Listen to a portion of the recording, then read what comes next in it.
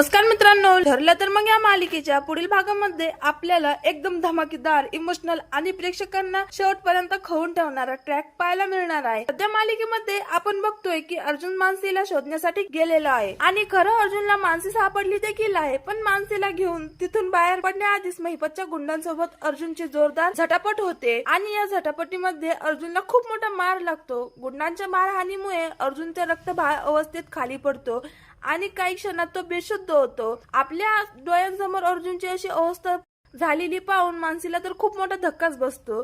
एकीकडे अर्जुनचा जीव धोक्यात असतो आणि दुसरीकडे महिपतच्या गुंडांनी मानसीला आधीच धमकावलेलं असतं की तुला जर या मुलींचा आणि स्वतःचा जीव वाचवायचा असेल तर तुला कोर्टामध्ये आणि पोलिसांसमोर सायलीच्या विरोधात स्टेटमेंट द्यावा लागेल। तुला हे सांगावं लागेल की तुला किडनॅप करून ठेवणारी सायली होती आणि अल्पवयीन मुलींची ती तस्करीमध्येही सायलीचा हात होता। हे सगळं ऐकल्यानंतर मानसी पूर्णपणे कन्फ्युज झालेली असते, कारण ज्या सायलीने तिला आईसारखं जपलं, तिची काळजी घेतली, तिला संकटातून बाहेर काढण्यासाठी सतत प्रयत्न केले, त्याच सायलीच्या विरोधात आता तिला साक्ष द्यायची असते। पण जर मानसीने सायलीच्या विरोधात साक्ष दिली नाही तर तिच्या सोबत असलेल्या मुलींच्या जीवाला धोका आहे, सायलीच्या जीवाला धोका आहे आणि अर्जुनलाही गुंड सोडणार नाही अशी तिला धमकी दिलेली असते। त्यामुळे मानसी समोर एक खूप मोठा प्रश्न उभा असतो, सायलीला वाचव की त्या मुलींना।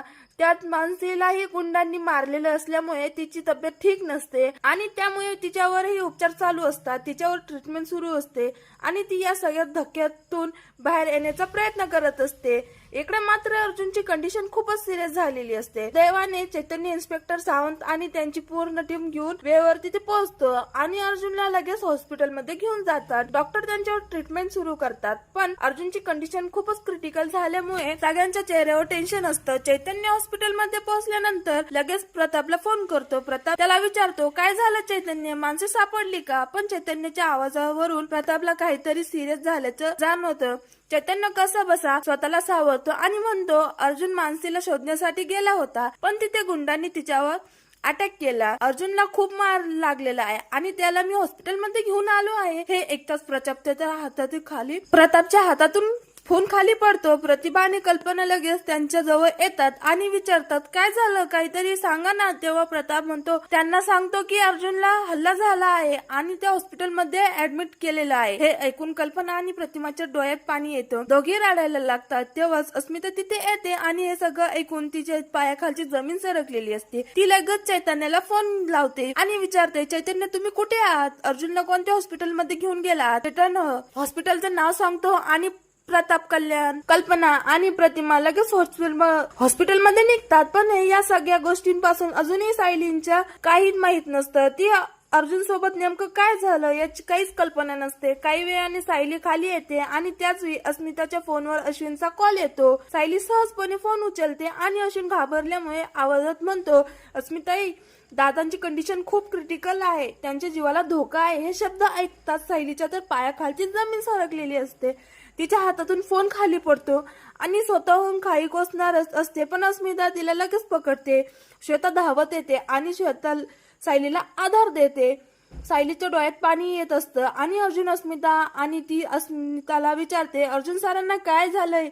तुम्ही सगळ्यांनी मला का सांगितलं नाही? माझ्यापासून हे सगळं का लपवलं? तेव्हा अस्मिता सायलीला सगळं सांगते। अर्जुन मानसीला शोधण्यासाठी गेला होता, तिथे गुंडांनी त्यांच्यावर हल्ला केला, आता त्यांची कंडिशन खूप सिरियस आहे। हे ऐकता सायली पूर्णपणे अस्मिताला समजवते, सायली तुला हा शॉक सहन होणार नाही, तू प्रेग्नेंट आहे, तुला आणि बाळा काही त्रास व्हावा नको म्हणून आम्ही तुला हे सगळं काही सांगितलं नाही, पण तू प्लीज स्वतःला सांभाळ। पण सायली मात्र काही ऐकायला तयार नसते। ती एकच म्हणत असते, मला अर्जुन सरांना भेटायचं आहे, मला आताच्या आता हॉस्पिटलमध्ये जायचं आहे। अस्मिता तिला समजवण्याचे खूप प्रयत्न करते, पण सायलीचा डिसिजन पक्का असतो। शेवटी अस्मिता आणि श्वेता दोघे सायलीला घेऊन हॉस्पिटलमध्ये जातात। हॉस्पिटलमध्ये पोहोचल्यावर सायलीची अवस्था पाहण्यासारखी होते। समोर अर्जुनची अशी अवस्था पाहून तिच्या डोळ्यात अश्रू थांबतच नसतात। प्रतिमा, कल्पना, प्रताप आणि बाकीचे सगळेच खूप घाबरलेले असतात, कोणालाच काही बोलता येत नसतं। सगळेच फक्त देवाकडे प्रार्थना करत असतात, अर्जुनने लवकर डोळे उघडावे आणि त्याला काही होऊ नये। बराच वेळ उपचार सुरू राहिल्यानंतर डॉक्टर बाहेर येतात आणि सगळं डॉक्टरांकडे धावत जातात आणि अर्जुनची कंडिशन विचारतात। डॉक्टर म्हणतात, आम्ही आमच्या बाजूने सगळं काही प्रयत्न केला आहे, काहीतरी दैवी चमत्कार झाला तर परिस्थिती बदलू शकते. डॉक्टरांचे हे शब्द ऐकून सगळ्यांच्या पायाखालची जमीन सरकते. मात्र या क्षणी सायली स्वतःला सावरते. तिच्या डोळ्यात पाणी असतं, पण तिच्या आवाजात एकच वेगच निर्धार असतो. ती सगळ्यांना सांगते की घाबरू नका, अर्जुन सरांना काही होणार नाही, देवी आहे आपल्या पाठीशी, तिला अर्जुन सरांना वाचवायला. सगळे तिच्याकडे आश्चर्याने पाहतात. सायली सांगते की शेजारी देवी आईच्या मंदिरात जाणार आहे. अर्जुनच्या तब्येतीत थोडीशी सुधारणा झाली तर तिला लगेच सांगा. अस्मिता तिच्या सोबत मंदिरात जाते. तिथे मात्र सायली देवी समोर अत्यंत कठीण अशी प्रतिज्ञा करते. ती देवी समोर उभी राहून म्हणते, देवी आई, माझ्यावर कितीही संकट आलं तरी मी सहन केले. माझ्यावर खोटे आरोप झाले, माझ्या चरित्रावर प्रश्न उभे केले तरीही मी सहन केले. पण आता माझ्या अर्जुन सरांना आणि माझ्यापासून हिरावून घेण्याची शिक्षा मला देऊ नकोस. आम्ही काही चूक केली नाही हे तुलाही माहिती आहे, पण आमच्यावर एवढी मोठी परीक्षा का? माझ्या नवऱ्याला वाचव. माझ्या काही झालं तरी मी स्वतःला कधीच माफ करू शकणार नाही. असं म्हणत सायली देवी समोर कठीण व्रत करण्याचा निर्धार करते. अस्मिता तिला थांबवण्याचा प्रयत्न करते आणि म्हणते, सायली तू स्वतः प्रेग्नेंट आहे, स्वतःला इतका त्रास देऊ नकोस. तुझ्या बाळाचा तरी विचार कर. पण सायली कोणाचाही ऐकायची मनस्थितीमध्ये नसते. ती म्हणते, अर्जुन सरांना वाचवण्यासाठी मला काही करावं लागलं तरी मी अगोदर मागे हटणार नाही. वेळ पुढे जाते, पण हॉस्पिटलमध्ये अर्जुनच्या तब्येतीत कोणतीही मोठी सुधारणा झालेली नसते. दुसरीकडे सायली ही या कठीण व्रतामुळे प्रचंड थकलेली असते. तिच्या चेहऱ्यावरचा थकवा वाढत जातो आणि अस्मिता सतत तिला थांबवण्याचा प्रयत्न करते, पण तरीही सायलीचा निर्धार कायम असतो. ती देवी समोर म्हणते, मला कितीही त्रास झाला तरी चालेल, पण अर्जुन सरांना शुद्धीवर आण. डॉक्टरांनी सांगितलं की आता त्यांना देवच वाचू शकेल, म्हणून आता मला विश्वास आहे की तूच त्यांना वाचवशील.